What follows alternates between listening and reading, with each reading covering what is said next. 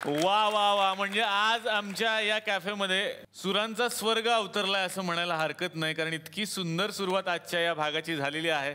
मी काय ओळख करून देणार या दिग्गजांची. खरं तर या दिग्गजांना सगळेच जण ओळखतात. अख्ख्या जगाच्या कानाकोपऱ्यात जिथे जिथे म्हणून सगळे रसिक प्रेक्षक आहेत त्यांच्या हृदयामधली ही माणसं आहेत. अतिशय मनापासून या मंचावरती या सगळ्या पाहुण्यांचं मी स्वागत करणार आहे.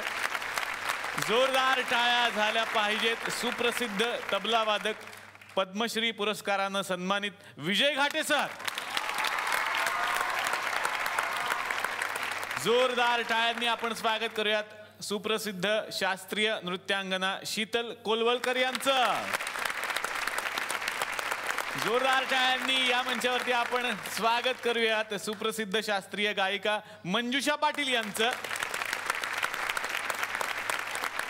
अतिशय मनापासून या मंचावरती मी स्वागत करतो सुप्रसिद्ध शास्त्रीय गायक, राष्ट्रीय पुरस्कार विजेते पंडित आनंद भाटे यांचं.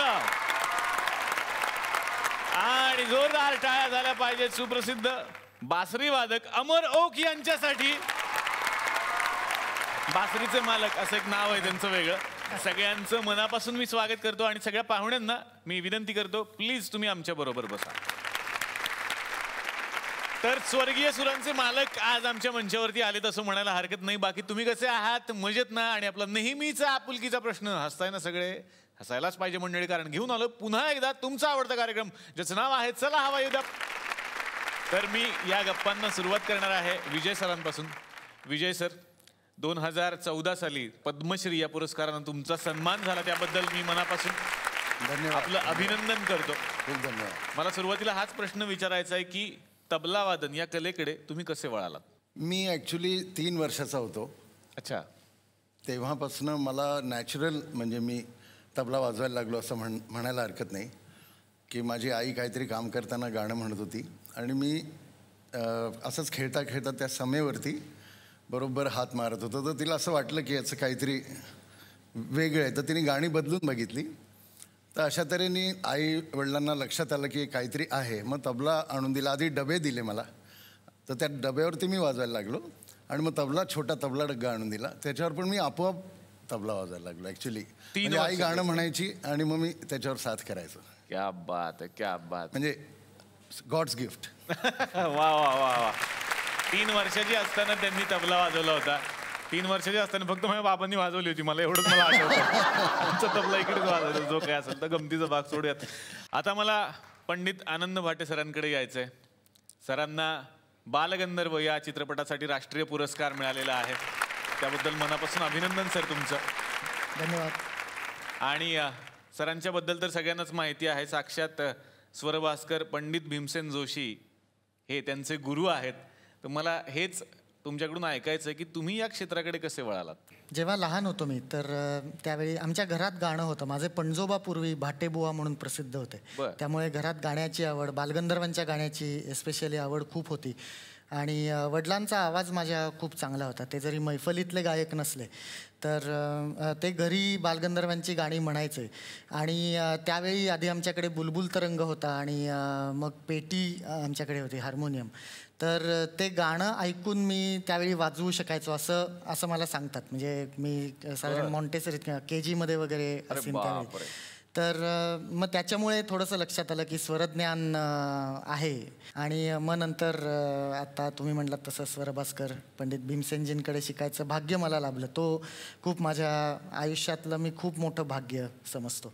ते जेवढे मोठे गायक होते तेवढेच मोठे गुरुही होते. मला एकही मैफल अशी आठवत नाही की जिथे गुरुजींनी त्यांचं सर्वस्व ओतून गायलं नाहीये, अशी एकही मैफल मला आठवत नाही. आणि हा खूप महत्वाचा मुद्दा आहे कुठल्याही कलेमधला.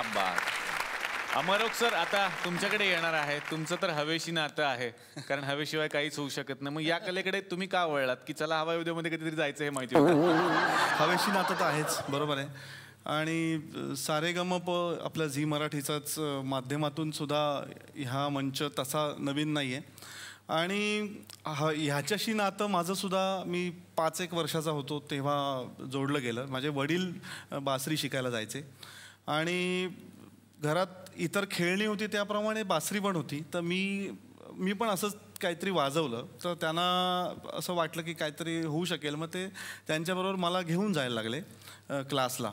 पुढे त्यांचं काही कारणाने त्यांचं कंटिन्यू राहिलं नाही, पण त्यांनी मला मात्र आई आणि वडील दोघांनी अत्यंत प्रेमाने आणि ते कंटिन्यू ठेवलं माझं शिक्षण. पण अमर, एवढ्या सगळ्या तुमच्याकडे बासऱ्या आहेत, म्हणजे मला दिसत आहेत त्याच्याही पेक्षा जास्त आहेत कदाचित, आणि वेगवेगळ्या आकारांच्या बासऱ्या तिथे ठेवलेल्या आहेत. ते म्हणजे काय गाण्याच्या लांबीनुसार असतात काय? नाही नाही, ॲक्च्युली माझ्या संचामध्ये 38 इंचापासून 6 इंचापर्यंत वेगवेगळ्या आकाराच्या 30 बासऱ्या आहेत. वा वा वा वा वा. आणि बासरी जेवढी मोठी असेल त्याच्यामध्ये मंद्र सप्तक वाजतं, आणि जसा आकार लहान होत जाईल तसं मध्य सप्तक, तार सप्तक असं त्याच्यामध्ये वाजतं. तर त्या गाण्याच्या मूडनुसार किंवा अरेंजर काय विचार करतो त्या गाण्याबद्दल आणि काय डिझाईन करतो म्युझिकल पीस, त्यानुसार बासरी निवडायची असते. छोटंसं डेमॉन्स्ट्रेशन जर दिलं तर जास्त लक्षात येईल की कुठल्या म्युझिकल पीसला कुठली बासरी वापरली जाते. अशा प्रकारे ही माझ्या संचातली सगळ्यात मोठी बासरी आहे. वा. तर एक कसा वापर झाला ते आपल्याला.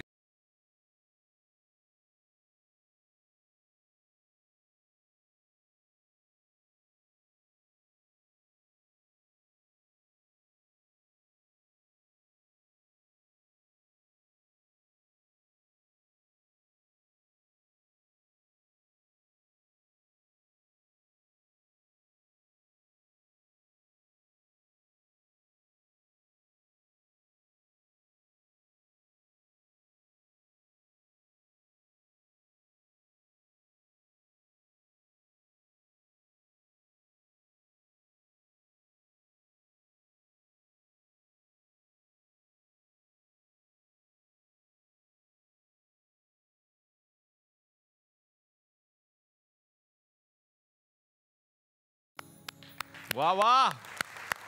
तर नॅचरली अशी जर एखादी लोरी असेल तर त्याला म्युझिक डायरेक्टर आणि अरेंजर अशी मंद्र सप्तकाची, ज्याच्यामध्ये शांतरस प्रकट होतो, अशी बासरी वापरली जाते. वा. आता ही मध्य सप्तकातली बासरी.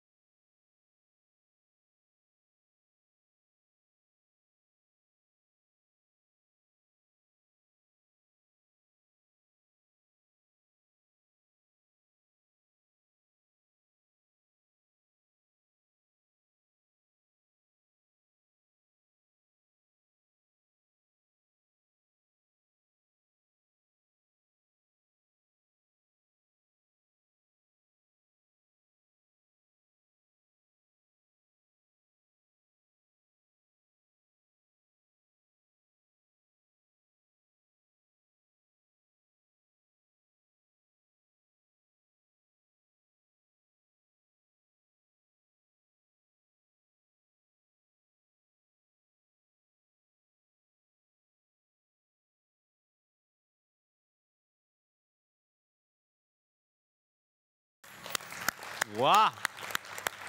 आपल्यापैकी अनेकांच्या लक्षात असेल की ही झी मराठीवरचीच मालिका होती, वादळ वाट. आणि आपण घड्याळ जर मोजून बघितलं तर 40 सेकंदाच्या वर हे टायटल सॉन्ग नाही आहे. पण इतकी वर्ष झाली ही सिरियल बंद होऊन अजूनही आपल्या लक्षात आहे. त्याचं पूर्ण श्रेय संगीतकाराचं आहे. अशोक पत्की साहेबांना याचं श्रेय जातं.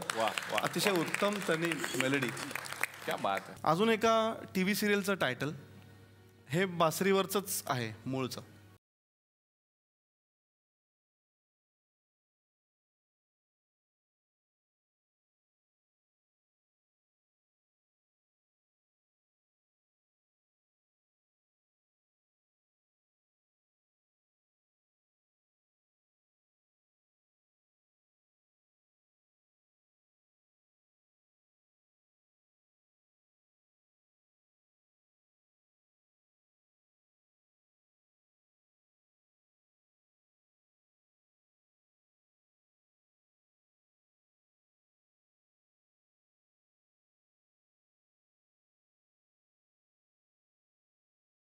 वा वा.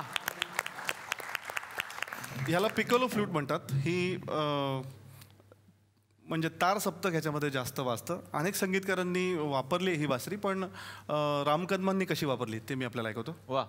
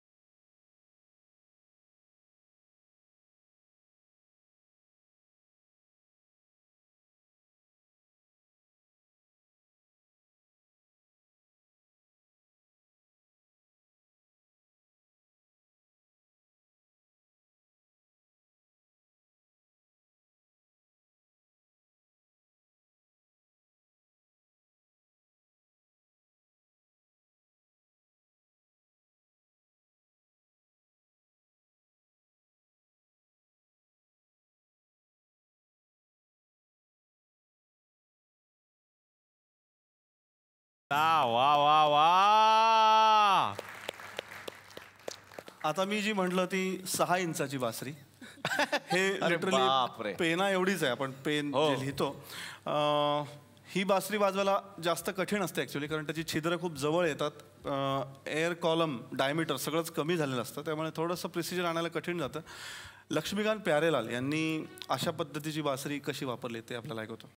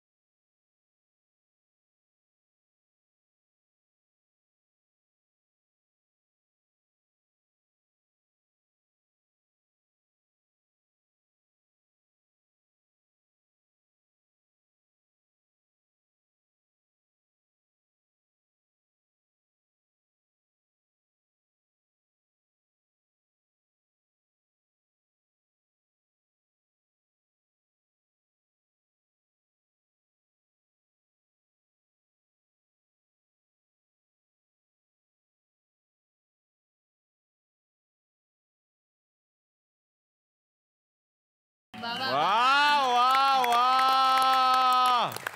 R.D. बर्मन साहेब त्यांनी जे अनेक प्रयोग केले त्यातला हा एक आहे. हा साधा पॉलिश पेपर आहे. अच्छा.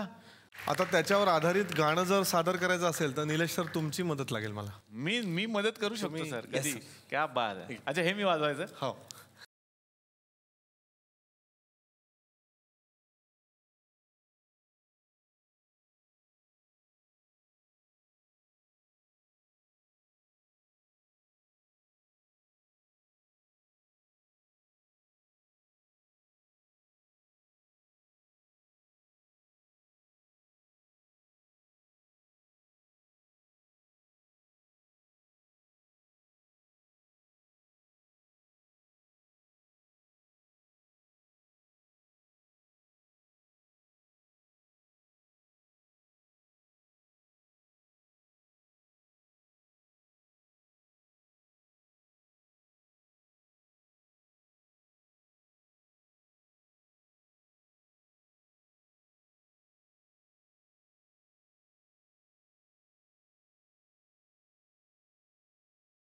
क्या बात आहे सर. वा. क्या बात आहे. First class. क्या बात आहे. मोठा कलाकार होण्यासाठी किती घासावी लागते ते मला.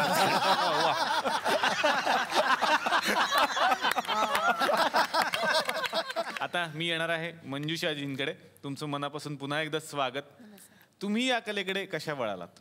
ॲक्च्युली या कलेकडे वळण्यासाठी म्हणजे पहिल्यांदा मी कथक शिकत होते आणि ते शिकता शिकता आई वडिलांनी त्यांना काय साक्षात्कार झाला माहिती नाही, पण त्यांनी मला कथक शिकतानाच शास्त्रीय संगीत शिकवायला सुरुवात केली. कारण माझ्या घरात गाण्याचं वातावरण होतं. गाणं शिकलेलं कोणीच नाही आहे, पण आवड असलेलं वातावरण होतं.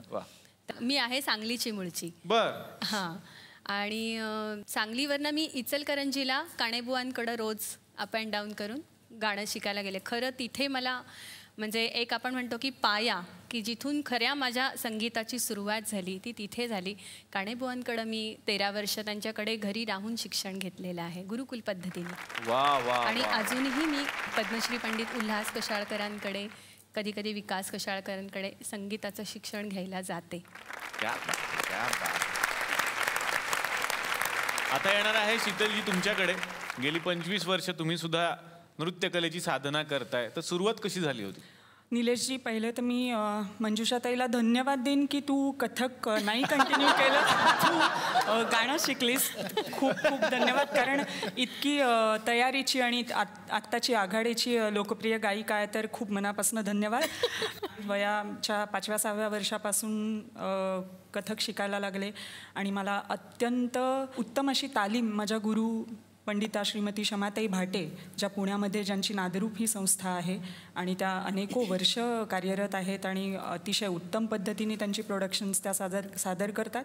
तर मला त्यांच्याकडे तालीम घेण्याचं भाग्य मिळालं आणि प्रवास चालू आहे. शिकते या सगळ्या दिग्गज लोकांकडनं. परमेश्वराचे आभार. वा. तर तुम्ही सगळे लोक आज आमच्या विनंतीला मान देऊन आमच्या या गावात आलाय सर. हे गाव आहे, तुम्ही बऱ्याच गावात गेला असाल. हे गाव आहे तुकरटवाडी नावाचं. नाव फार बरं नसलं तरी ते जगप्रसिद्ध आहे. त्यामुळे या गावात तुमचं स्वागत. या गावात काय खूप लोक राहतात, त्यातल्या त्यात काही लोकांना तुम्हाला भेटण्याची खूप संधी होती म्हणून त्यांना बांधून ठेवलंय. पण काय असतं सर, सगळ्यांना बांधून ठेवू शकतो, पप्पांना नाही बांधून ठेवू शकत ना.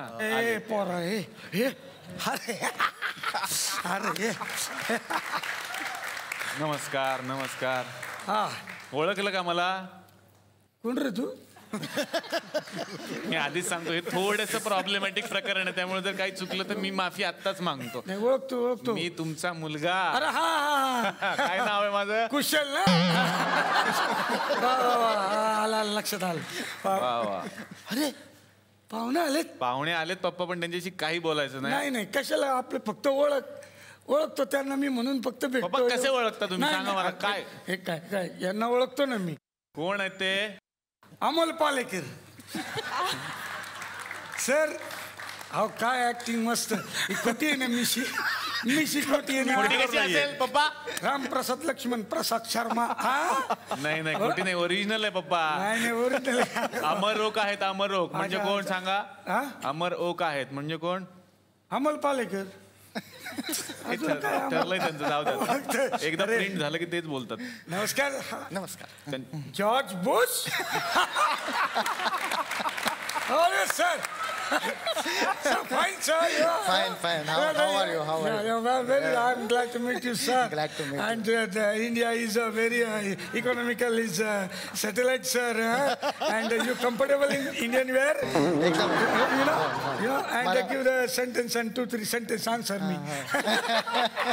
Sir, and the train is platform now. Just can Okay, sir. I like, sir. Thank you.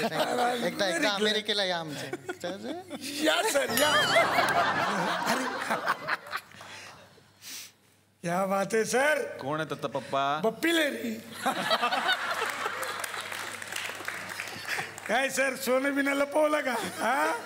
टीव्हीवर दिसणार म्हणून लपून ठेवलं. इन्कम टॅक्स वाले धाड टाकतील म्हणून. तिरगडतं का? हा तिकडे सगळं व्यवस्थित आहे सर. मस्त मजा आली. इकडे म्हणजे इकडे तिकडे सगळं काय करायचं आता. अरे देवा. श्रीदेवी.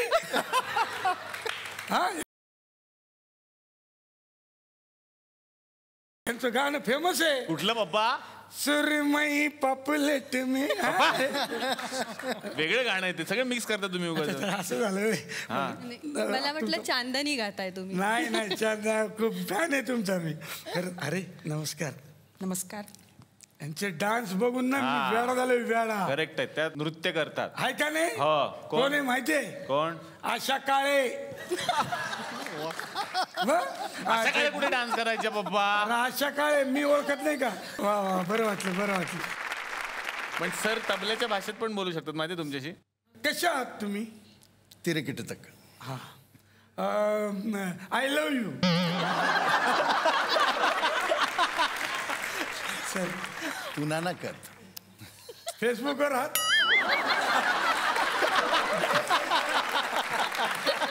देदरकात. व्हॉट्सअपवर?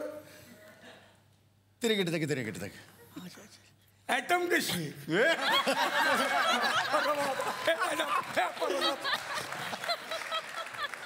आता मला आनंद भाटे सरांकडे यायचं. सर, बालगंधर्व या सिनेमासाठी तुम्हाला राष्ट्रीय पुरस्कार मिळाला, तर तो अनुभव कसा होता? हा जो पुरस्कार मला मिळाला, तर मला जे काही पुरस्कार आत्तापर्यंत मिळाले तर त्याच्यापैकी एक खूप महत्त्वाचा पुरस्कार मी समजतो. पण त्याहीपेक्षा या बालगंधर्व सिनेमात मला जे गायला मिळालं, जी संधी मिळाली, तर ती मी खूप महत्त्वाची समजतो. कारण आत्ताच्या नवीन पिढीपर्यंत बालगंधर्व हे कोण होते आणि ते किती ग्रेट होते, तर हे एक नव्याने या सिनेमाच्या माध्यमातून लोकांच्यापर्यंत पोचलं.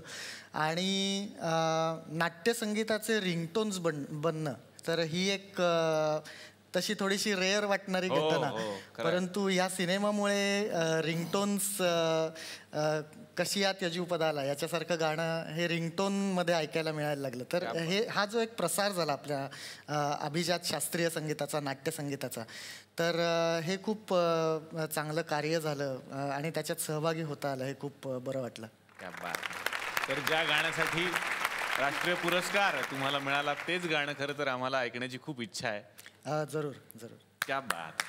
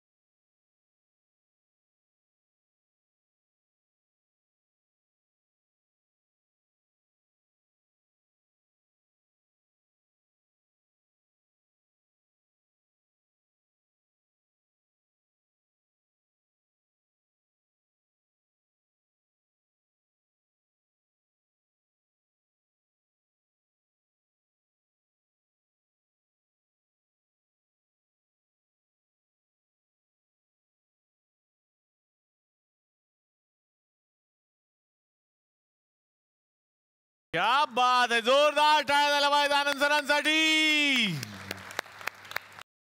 तर आमच्याकडे काही रसिक प्रेक्षक असतात, त्यांना संवाद साधायचा असतो. बोला. सर आम्ही छोटे कलाकार आहोत, बायको माझी आणि मी. आम्ही काही इन्स्ट्रुमेंट वाजवतो. म्हणजे आम्ही खूप कार्यक्रम बघितले अमर प्रसाद ओक साहेब तुमचे. सदोक नाही हो, फक्त अमर हो. सॉरी चुकी झाली असेल तर माफ करा, खरंच सॉरी, एकदम कळत नाही म्हणा. हा तर एखादी धून त्यांनी वाजवावी, तीच धून माझी बायको पण वाजवून दाखव. गुजलगंदी करूया. गुजलगंदी ते म्हणायला शिका आधी. काय म्हणायला शिका, जुगलबंदी म्हणा. सर तुम्हाला कळलं ना, जाऊ दे ना आता. कुठली पण धून वाजवा. कुठली पण वाजवा. नाही जमली तर सोपी एखादी वाजवा. सर असं काय आपलं असं काही नसतंय. हा ते वाजवतील, तुम्ही घ्या. हा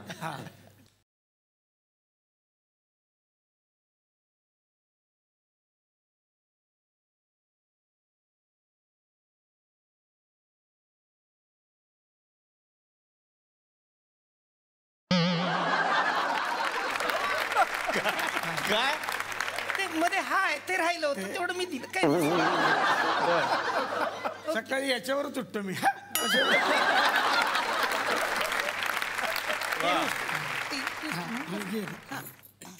काय आणलंय? अरे बापरे, मी आणलीस.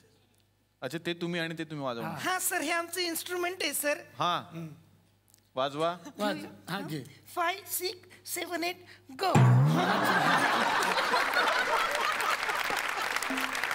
हा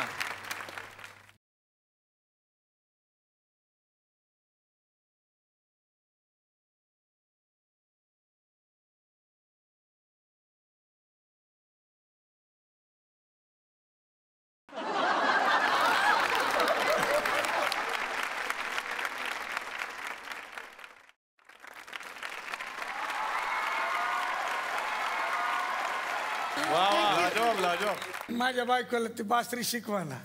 नको बापरे, नको शिकून घे. बासरी एवढं मोठं आपल्याला. अरे बाबा शिकून घे, त्याला असावी. बरं ठीक आहे मला पटलं. नको सर. नाही का शिकायची त्यांनी बासरी? त्या निमित्तानं 2 तास तोंड गप्तरी राहील.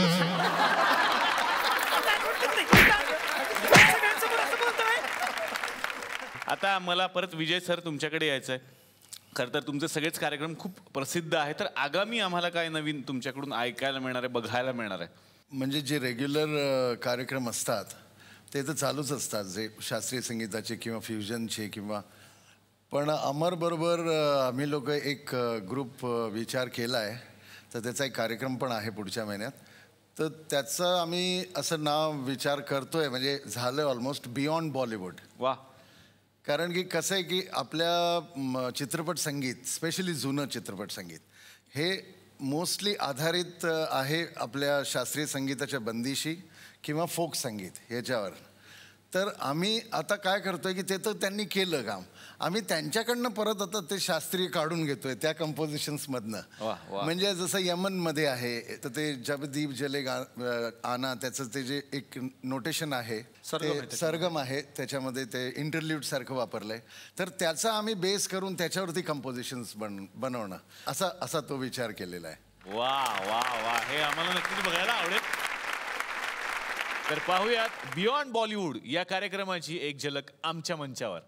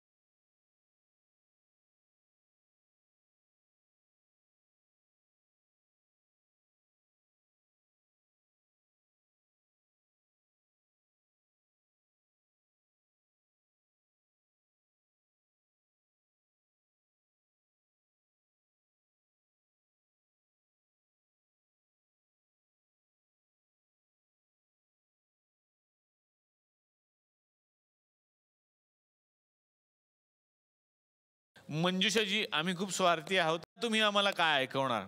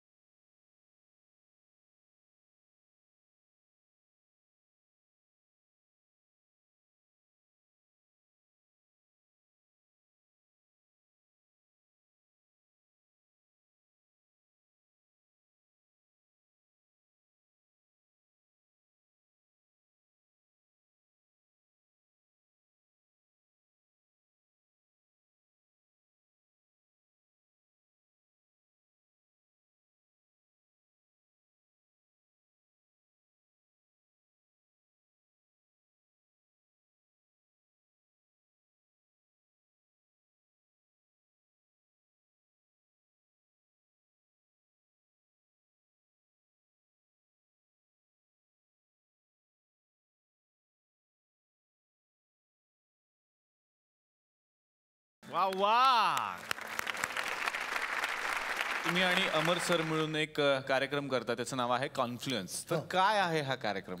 याच्यात एक तर व्होकल आणि बासरी याचं मिश्रण आहे आणि ट्रॅडिशनल आणि मॉडर्न याचा एक संगम करायचा हा प्रयत्न आहे. तर ह्या दोन्ही अर्थांनी कॉन्फ्लुअन्स हे नाव आम्ही दिलेलं आहे. कॉन्फ्लुअन्स म्हणजे संगम. आणि त्याच्यात जे पारंपरिक संगीत आहे आपलं, ते आम्हाला कुठेही डायल्यूट करायचं नाही आहे, पण ते डायल्यूट न करता ते नवीन पद्धतीने प्रेझेंट करण्याचा हा प्रयत्न आहे.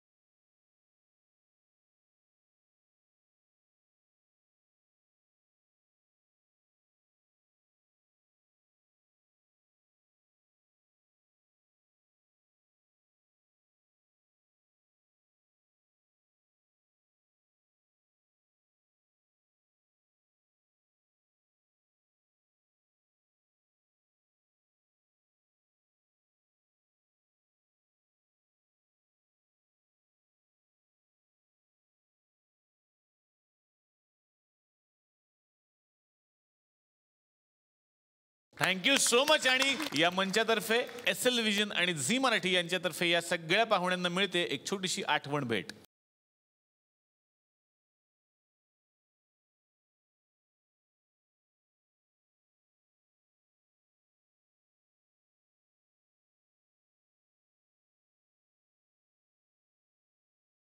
तर मंडळी भेटूयात नवीन पाहुण्यांच्या सोबत नव्या भागात. बघायला विसरू नका. चला हवा येऊ द्या.